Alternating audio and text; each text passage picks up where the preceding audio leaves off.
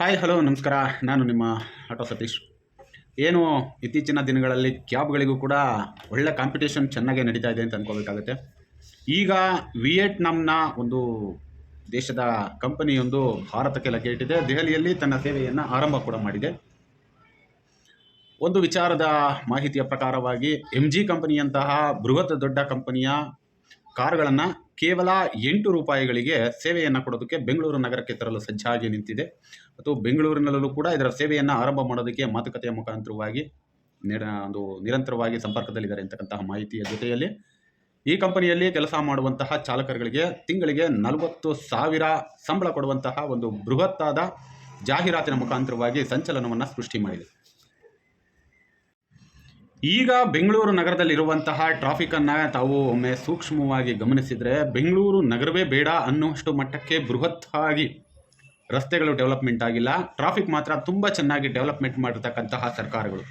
ಇದರ ಮಧ್ಯದಲ್ಲಿ ಓಲಾ, ಊಬರ್, ನಮ್ಮ ಯಾತ್ರಿ, ರ್ಯಾಪಿಡೋ ಸಂಸ್ಥೆಗಳಿಗೆ ಟಕ್ಕರ್ ಮೇಲೆ ಟಕ್ಕರ್ ಕೊಡಲು ಬರ್ತಾ ಇರ್ತಕ್ಕಂತಹ ಒಂದು ವಿಯೆಟ್ನಾಂನ ಸಂಸ್ಥೆಯ ಯಾವ ಸಂಸ್ಥೆ ಅದು ಗ್ರೀನ್ SM ಹೈಟೆಕ್ ಕಾರ್ಸ್ ಅಂತಕ್ಕಂತಹ ಒಂದು ಸಂಸ್ಥೆ ಒಳ್ಳೆ ಕೌಂಟರ್ ಕೊಡೋದಕ್ಕೆ ಅಂತಲೇ ಕೇವಲ ₹8 ಕಿಲೋಮೀಟರ್ನ ತೆಗೆದುಕೊಂಡು ಬರ್ತಾ ಇದೆ.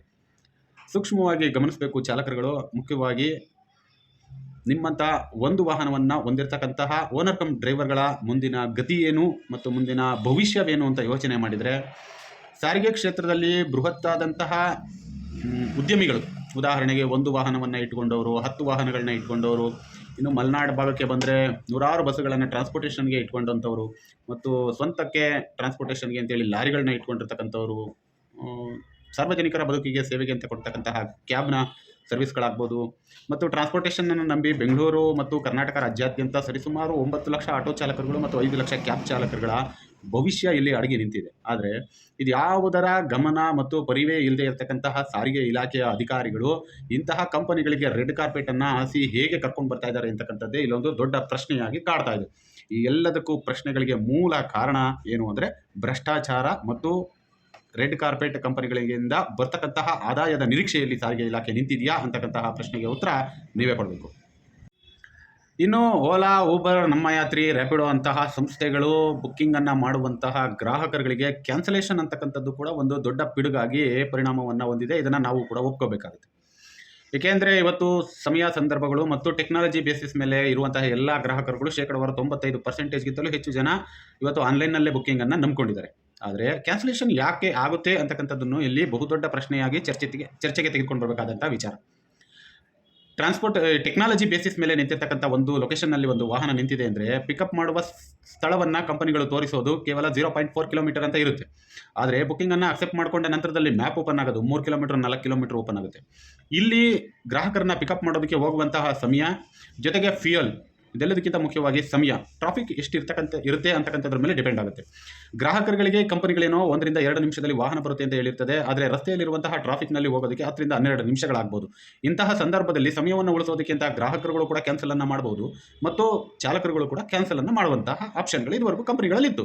ಆದರೆ ಈ ವಿಯೆಟ್ನಾಂನ ವಿನ್ಫಾಸ್ಟ್ ಅನ್ನುವಂತಹ ಸಂಸ್ಥೆ ತರ್ತಾ ಇರ್ತಕ್ಕಂತಹ ಆ್ಯಪ್ನಲ್ಲಿ ಕ್ಯಾನ್ಸಲೇಷನ್ ಅಂತಕ್ಕಂತಹ ವಿಚಾರವೇ ಇರೋದಿಲ್ಲ ಅಂತಕ್ಕಂಥ ವಿಚಾರವನ್ನು ಸ್ಪಷ್ಟವಾಗಿ ಹೇಳಿದ್ದಾರೆ.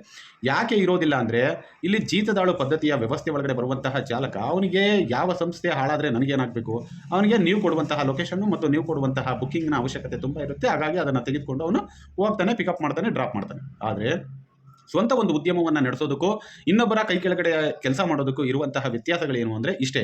ಅಲ್ಲಿ ಸಂಬಳಕ್ಕೋಸ್ಕರ ಕೆಲಸ ಮಾಡ್ತಾನೆ, ಇಲ್ಲಿ ಸಮಯವನ್ನು ಉಳಿಸ್ಕೊಳ್ಳೋದಕ್ಕೆ, ಫ್ಯೂಯಲ್ನ ಉಳಿಸ್ಕೊಳ್ಳೋದಕ್ಕೆ, ವೆಹಿಕಲ್ನ ಮೇಂಟೆನೆನ್ಸ್ ಮಾಡೋದಕ್ಕೆ ಮತ್ತು ಟ್ರಾಫಿಕ್ಕು, ಸಮಯ, ತನ್ನ ಆರೋಗ್ಯ ಎಲ್ಲದನ್ನೂ ಕೂಡ ಸೂಕ್ಷ್ಮವಾಗಿ ಗಮನಿಸಿದಂತಹ ಚಾಲಕ ಅಷ್ಟು ಕಿಲೋಮೀಟರ್ಗಳ ಕಾಲ ಹೋಗಿ ಪಿಕಪ್ ಮಾಡೋದು ಬೇಡ ಅಂತ ಡ್ಯೂಟಿಯನ್ನು ಕ್ಯಾನ್ಸಲ್ ಮಾಡುವಂತಹ ಸಾಧ್ಯತೆಗಳೇ ಹೆಚ್ಚಿರೋದ್ರಿಂದ ಈ ಒಂದು ಆಪ್ಷನ್ ಬೆನಿಫಿಟ್ ಆಗುತ್ತೆ ಅಂತ ಅನ್ಕೋಬಹುದಾಗುತ್ತೆ.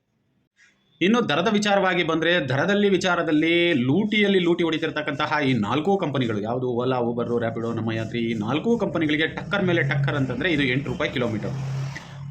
ಒಂದು ಕಂಪನಿಗೆ ಇನ್ನೊಂದು ಕಂಪನಿ ಕಾಂಪಿಟೇಟಿವ್ ಆಗಿ ವರ್ಕ್ ಮಾಡೋದನ್ನು ತಾವೆಲ್ಲರೂ ಕೂಡ ಕಂಡಿರ್ತೀರ. ಆದರೆ ಒಂದು ಕಂಪನಿ ಇನ್ನೊಂದು ಕಂಪನಿಯ ಜೊತೆಯಲ್ಲಿ ಯುದ್ಧಕ್ಕೆ ನಿಂತು ಇಲ್ಲಿ ಮಧ್ಯಮ ವರ್ಗದ ಸ್ವಂತ ಉದ್ಯಮಿಗಳಾದಂತಹ ಚಾಲಕರುಗಳ ಬದುಕಿನ ಜೊತೆ ಹೆಂಗೆ ಚೆಲ್ಲಾಟವನ್ನು ಆಡ್ತೀವಿ ಅಂತಕ್ಕಂಥದ್ದನ್ನು ಈ ಕಂಪನಿಗಳು ಯಾವುದೇ ರೀತಿಯಾಗಿ ಪರಿಗಣನೆಯನ್ನು ಮಾಡದೇ ಇರತಕ್ಕಂಥದ್ದು ಕೂಡ ಬಹುದೊಡ್ಡ ಹೊಡೆತವನ್ನು ನಮ್ಮ ಚಾಲಕ ವರ್ಗಕ್ಕೆ, ಅದರಲ್ಲೂ ಟ್ರಾನ್ಸ್ಪೋರ್ಟೇಷನ್ಗೆ ಸಂಬಂಧಪಟ್ಟಂತಹ ಒಂದು ವೇದಿಕೆಯನ್ನು ನಂಬಿ ಬಂದಿರತಕ್ಕಂತಹ ಚಾಲಕರುಗಳಿಗೆ ಮುಂದಿನ ಬದುಕು ಯಾವ ಮಟ್ಟಕ್ಕೆ ಹೋಗುತ್ತೆ ಅಂತಕ್ಕಂಥದ್ದನ್ನು ತಾವು ಊಹೆಯನ್ನು ಮಾಡ್ಕೋಬೇಕು ಸ್ನೇಹಿತರೆ. ಇವತ್ತು ಕೇಂದ್ರ ಸರ್ಕಾರ ಮತ್ತು ರಾಜ್ಯ ಸರ್ಕಾರಗಳು ಎರಡೂ ಕೂಡ ಬಿಗ್ ಕಾಂಪಿಟೇಷನ್ಗೆ ಬಿದ್ದಿದ್ದಾವೆ ಅಂತ ಅನ್ಕೋಬೇಕಾಗುತ್ತೆ. ಯಾಕೆಂದ್ರೆ ಇವಿ ಅಂತಕ್ಕಂತಹ ಒಂದು ವಿಚಾರವನ್ನ ತೆಗೆದುಕೊಂಡು ಇವತ್ತು ಇಡೀ ಸಾರಿಗೆ ಕ್ಷೇತ್ರವನ್ನ ನಾನು ರಾತ್ರಿಯಾಗಿ ಬೆಳಗಾಗೋದ್ರೊಳಗಡೆ ಬದಲಾವಣೆಯನ್ನ ಮಾಡಿಬಿಡ್ತೀನಿ ಅನ್ನುವಂತಹ ಬಹುದೊಡ್ಡ ಆಸೆಯನ್ನ ಇಟ್ಟುಕೊಂಡಿರ್ತಕ್ಕಂತಹ ಕೇಂದ್ರ ಸರ್ಕಾರದ ಸಾರಿಗೆ ಸಚಿವರು ಇವಿ ವಾಹನಗಳಿಗೆ ಅತಿ ಹೆಚ್ಚಿನ ಒಲವನ್ನ ಕೊಡ್ತಾ ಇರ್ತಕ್ಕಂಥದ್ದು ಕೂಡ ನಿಮ್ಮಂತಹ ಒಂದು ವಾಹನದ ಮಾಲೀಕರು ಮತ್ತು ಚಾಲಕರುಗಳನ್ನ ಬಹುದೊಡ್ಡವಾದಂತಹ ಸಂಕಷ್ಟಕ್ಕೆ ಸಿಲುಕಿಸ್ತಾ ಇದೀವಿ ಅನ್ನುವಂತಹ ಒಂದಿಷ್ಟು ಆಲೋಚನೆಗಳು ಕೇಂದ್ರ ಸರ್ಕಾರದ ಸಚಿವರಿಗೆ ಮತ್ತು ರಾಜ್ಯ ಸರ್ಕಾರಗಳಲ್ಲಿ ಇರ್ತಕ್ಕಂತಹ ಕೆಲವು ಅಧಿಕಾರಿಗಳಿಗೆ ಕಾಣದೇ ಇರತಕ್ಕಂಥದ್ದು ಕೂಡ ಬಹುದೊಡ್ಡ ಸೋಲು ನಿಮ್ಮಲ್ಲಿ ಆಗ್ತಾ ಇದೆ ಸ್ನೇಹಿತರೆ. ಇವತ್ತು ಬೆಂಗಳೂರು ನಗರಕ್ಕೆ ಬಂದರೆ ನೀವು ಬಹುದೊಡ್ಡ ಸಾರಿಗೆ ಕ್ಷೇತ್ರ ಅಂದರೆ ಮೊಟ್ಟ ಮೊದಲನೇದಾಗಿ ಸರ್ಕಾರಿ ಸ್ವಾಮ್ಯದ BMTC ಆದರೆ ಎರಡನೇ ಸ್ಥಾನದಲ್ಲಿ ನಿಂತಿರ್ತಕ್ಕಂಥದ್ದು ಈ ಆಟೋ ರಿಕ್ಷಾ, ಇನ್ನು ಮೂರನೇ ಸ್ಥಾನಕ್ಕೆ ಕ್ಯಾಬ್ ಬಂದು ಸಾರ್ವಜನಿಕರ ಸೇವೆಯಲ್ಲಿ ನಿಂತ್ಕೊಂಡ್ರೆ ಇವತ್ತು ಬಹುದೊಡ್ಡ ವೇದಿಕೆಯನ್ನು ಸೃಷ್ಟಿ ಮಾಡಿರ್ತಕ್ಕಂತಹ ಆಟೋ ಚಾಲಕರ ಒಂದು ವೇದಿಕೆಯ ಮೇಲೆ ಬಹುದೊಡ್ಡ ಕಂಪನಿಗಳ ಕಣ್ಣು ಬಿದ್ದಿರ್ತಕ್ಕಂಥದ್ದು ಈ ಒಂದು ವಿಚಾರದಲ್ಲಿ ಬಹುಸ್ಪಷ್ಟವಾಗಿ ಕಾಣುತ್ತೆ. ಮೊದಲ ಬಾರಿಗೆ 2010, 11, 12 ಮುಖಾಂತರವಾಗಿ ಈ ಒಂದು ತಂತ್ರಜ್ಞಾನದ ಬಳಕೆಯ ಮುಖಾಂತರವಾಗಿ ಕಣ್ಣಿಟ್ಟು ಬೆಂಗಳೂರು ನಗರವನ್ನ ಹಾಳ್ತೀನಿ ಅಂತ ಬಂದಂತಹ ಕಂಪನಿಗಳು ಇವತ್ತು ಸಂಪೂರ್ಣವಾಗಿ ಒಂದು ಲೆಕ್ಕಕ್ಕೆ ಇಡೀ ಆಟೋ ಚಾಲಕರನ್ನ ತನ್ನ ಹಿಡಿತದಲ್ಲಿ ಇಟ್ಟುಕೊಂಡು ತನ್ನದೇ ಆದ ಸಾಮ್ರಾಜ್ಯಗಳನ್ನು ಕಟ್ಟಿರ್ತಕ್ಕಂತಹ 4 ಸಂಸ್ಥೆಗಳು ಇವತ್ತು ಬೇರೆ ಬೇರೆ ದೇಶದ ಕಂಪನಿಗಳು ಕೂಡ ಭಾರತದ ಅದರಲ್ಲೂ ಬೆಂಗಳೂರು ನಗರದ ಸಾರಿಗೆ ಕ್ಷೇತ್ರದ ಮೇಲೆ ಬಹುದೊಡ್ಡ ಕಣ್ಣನ್ನು ಬಿಟ್ಕೊಂಡು ಇಲ್ಲಿರುವಂತಹ ಆಡಳಿತ ಸರ್ಕಾರಗಳು ಮತ್ತು ಅಧಿಕಾರಿಗಳನ್ನ ಬುಟ್ಟಿಗೆ ಹಾಕೊಂಡು ಇಡೀ ಸಾರಿಗೆ ಕ್ಷೇತ್ರವನ್ನ ತನ್ನ ಹಿಡಿತಕ್ಕೆ ತೆಗೆದುಕೊಳ್ಳೋದಕ್ಕೆ ತುದಿಗಾಲಲ್ಲಿ ಬಂದು ನಿಂತ್ಕೊಳ್ತಾ ಇರ್ತಕ್ಕಂಥದ್ದು ಮತ್ತು ಕಂಪನಿಗಳಿಂದಲೇ ಹೈರ್ ಆಗಿರ್ತಕ್ಕಂಥ ವಾಹನಗಳನ್ನ ನೇರವಾಗಿ ರಸ್ತೆಗೆ ತೆಗೆದುಕೊಂಡು ಬಂದು ಬಿಟ್ಟು ಅದರಲ್ಲಿ ಚಾಲಕರುಗಳನ್ನ 40,000 ರೂಪಾಯಿಗೆ ತನ್ನ ಕೂಲಿ ಕೆಲಸಕ್ಕೆ ತೆಗೆದುಕೊಳ್ತಾ ಇರ್ತಕ್ಕಂಥದ್ದು ಕೂಡ ಬಹುದೊಡ್ಡ ಸೋಲು ಈ ಒಂದು ಸಿಂಗಲ್ ಪ್ಯಾಸೆಂಜರ್ಸ್ ಅಂಡ್ ಡ್ರೈವರ್ಸ್ಗಳಿಗೆ ಡ್ರೈವರ್ಸ್ಗಳಿಗೆ ಮತ್ತು ಓನರ್ ಕಮ್ ಡ್ರೈವರ್ ಆಗಿರ್ತಕ್ಕಂಥವ್ರಿಗೆ ಬಹುದೊಡ್ಡ ಹೊಡೆತವನ್ನು ಕೊಡೋದು ಇದರಿಂದ ಸ್ಪಷ್ಟವಾಗಿ ಕಾಣ್ತಾ ಇದೆ ಸ್ನೇಹಿತರೆ. ಇನ್ನು ವಿಯೆಟ್ನಾಂನಿಂದ ಬಂದಿರತಕ್ಕಂತಹ ವಿನ್ಫಾಸ್ಟ್ ಕಂಪನಿ ದೆಹಲಿಯಲ್ಲಿ ಆಲ್ರೆಡಿ ರನ್ನಿಂಗ್ ಅಲ್ಲಿ ಇದೆ. ಇದಕ್ಕೆ ಅನುಮತಿಯನ್ನು ಕೊಟ್ಟಿರತಕ್ಕಂತಹ ದೆಹಲಿ ಸರ್ಕಾರ ಮತ್ತು ಕೇಂದ್ರ ಸರ್ಕಾರಗಳಿಗೂ ಕೂಡ ಇದೇ ಬೇಕಾಗಿರ್ತಕ್ಕಂಥದ್ದು.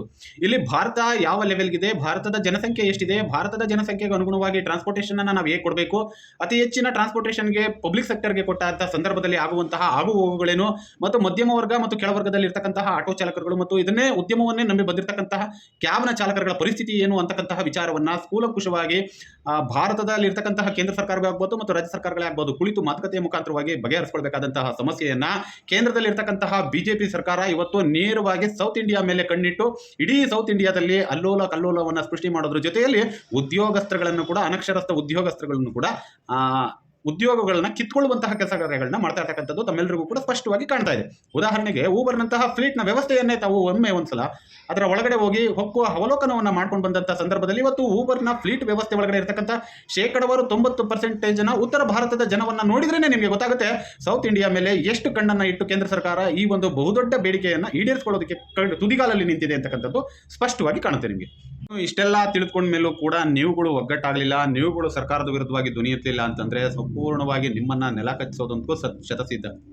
ಒಂದು ಲೆಕ್ಕಕ್ಕೆ ಇಡೀ ಸಾರಿಗೆ ಇಲಾಖೆಯಲ್ಲಿ ಇದಕ್ಕೂ ನನಗೂ ಸಂಬಂಧವೇ ಇಲ್ಲ, ಟೆಕ್ನಾಲಜಿ ಬೇಸಿಸೇ ಬೇರೆ, ನಮಗೆ ಟ್ಯಾಕ್ಸ್ ಕಲೆಕ್ಷನ್ ಬೇಸಿಸೇ ಬೇರೆ ಅನ್ನೋ ಲೆಕ್ಕಾಚಾರದಲ್ಲಿ ಕುಳಿತಿರ್ತಕ್ಕಂತಹ ರಬ್ಬರ್ ಸ್ಟಂಪ್ ಆಯುಕ್ತರುಗಳು ಮತ್ತು ಅವರ ಕೆಳಭಾಗದಲ್ಲಿ ಬರ್ತಕ್ಕಂತಹ ಅಧಿಕಾರಿಗಳು ಇವ್ರಿಗೆ ಏನು ಬೇಕಾಗಿರ್ತಕ್ಕಂಥದ್ದು ಕೇವಲ ತೆರಿಗೆ ಮಾತ್ರ. ಅದನ್ನು ಹೊರತುಪಡಿಸಿ ಬೇರೆ ದೇಶದ ಕಂಪನಿ ಬಂದರೆ ನನಗೇನಾಗಬೇಕು ಮತ್ತು ಬೆಂಗಳೂರಿನಲ್ಲೇ ಕಂಪನಿ ಉಟ್ಕೊಂಡ್ರೆ ನನಗೇನಾಗಬೇಕು, ಇದಕ್ಕೂ ನನಗೂ ಸಂಬಂಧವೇ ಇಲ್ಲ.